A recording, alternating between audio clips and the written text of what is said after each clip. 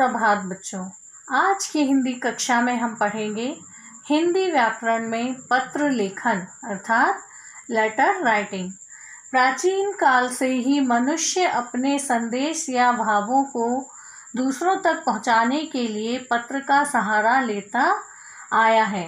आधुनिक काल में telephone, mobile, fax, email, Facebook, Twitter, Instagram, WhatsApp, Snapchat आदि के आ जाने से इनका प्रयोग में थोड़ी कमी अवश्य आई है, क्योंकि लोग अपने छोटे मोटे संदेशों के लिए इनका प्रयोग करने लगा है, परंतु इसका महत्व कम नहीं हुआ। आज भी हमें विद्यालय में अवकाश लेते समय आवेदन पत्र अथवा किसी समस्या से अवगत कराने के लिए अन्य पत्र की आवश्यकता पड़ती है, क्योंकि ये लिखित व स्थायी दस्तावेज होते हैं। पत्र लिखते समय निम्नलिखित बातों का ध्यान रखना चाहिए।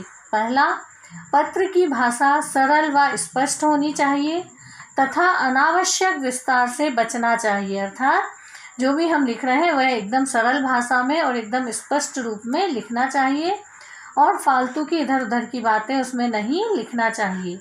दूसरा है आयु व संबंध के अनुकूल शब्दावली का प्रयोग, अर्थात हम अपने बड़ों के लिए लिख रहे हैं तो उसके लिए हमें सम्मानपूर्वक शब्दों का प्रयोग करना चाहिए, रिस्पेक्ट भरे, और अगर छोटों के लिए लिख रहे हैं तो उसमें प्यार भरे शब्दों का प्रयोग होना चाहिए। तीसरा है विचारों में क्रमबद्धता का ध्यान रखना चाहिए, हम जो भी लिख रहे हैं उसमें क्रमबद्धता होनी चाहिए। चौथा, पत्र का उद्देश्य व विषय वस्तु स्पष्ट होनी चाहिए कि हम किस उद्देश्य से पत्र लिख रहे हैं और हमारे उसका विषय क्या है। लास्ट में पत्र में उसके सभी अंगों का प्रयोग करना चाहिए। मुख्य रूप से पत्र के दो प्रकार होते हैं, पहला औपचारिक पत्र, दूसरा अनौपचारिक पत्र। औपचारिक पत्र, ये पत्र अपने निकट संबंधियों अथवा मित्रों को लिखे जाते हैं, इसमें निजी बातों का वर्णन किया जाता है। दूसरा होता है अनौपचारिक पत्र, ये पत्र उन्हें लिखे जाते हैं जिनसे हमारा निजी संबंध नहीं होता। इनके कई रूप हो सकते हैं, जैसे कि प्रार्थना पत्र, प्राचार्य को अथवा आवेदन के लिए लिखे जाने वाले पत्र। व्यावसायिक पत्र, ये व्यापारियों को, कंपनियों को, दुकानदारों को, प्रकाशकों आदि को लिखे जाने वाले पत्र। कार्यालयी पत्र, ये पत्र एक कार्यालय से दूसरे कार्यालय को किसी व्यक्ति द्वारा या सरकारी संस्था या विभाग द्वारा लिखे जाते हैं। पत्र लिखते समय हमें पत्र के अंगों पर ध्यान देना चाहिए। पत्र के मुख्यतः 8 अंग होते हैं। पहला, पत्र प्रेषक अर्थात भेजने वाले का पता व स्थान व दिनांक।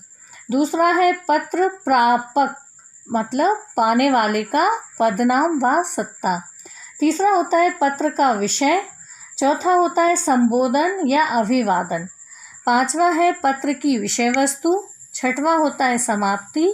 सातवां हस्ताक्षर से पूर्व की शब्दावली और आठवां हस्ताक्षर। अब आइए, जैसे सबसे पहले हम देखते हैं औपचारिक पत्र। औपचारिक पत्र में पहले प्रेषक का पता कि हम किसे पत्र भेजने वाले हैं, फिर दिनांक, फिर संबोधन, उसके लिए बड़ा है तो आदरणीय, पूजनीय, प्रिय जो भी हम लिखेंगे, फिर अभिवादन, प्रणाम, सादर, नमन जो भी। फिर उसके बाद प्रथम अनुच्छेद, पहले पैराग्राफ में कुशल क्षेम अर्थात हम अपनी कुशलता बताएंगे और सामने वाले की कुशलता भी पूछेंगे। द्वितीय अनुच्छेद अर्थात दूसरे पैराग्राफ में हम विषय वस्तु लिखेंगे, जिस कारण से हमने पत्र लिखा है, किसी को बधाई देना है, किसी को आमंत्रित करना है, जो भी हमारा विषय है।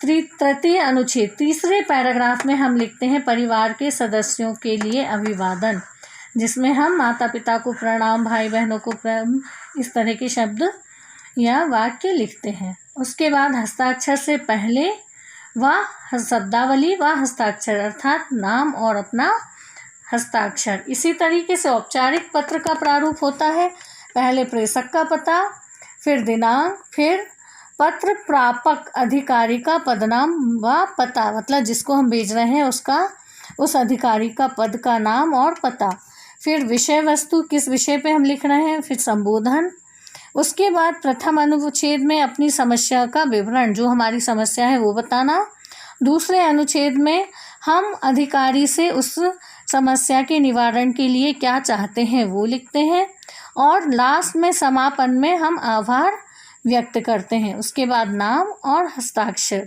तो बच्चों, इस तरह हमने देखा दोनों पत्रों के प्रारूप। इन्हीं के आधार पर आप दोनों की एक एक उदाहरण पत्र लिखेंगे। धन्यवाद।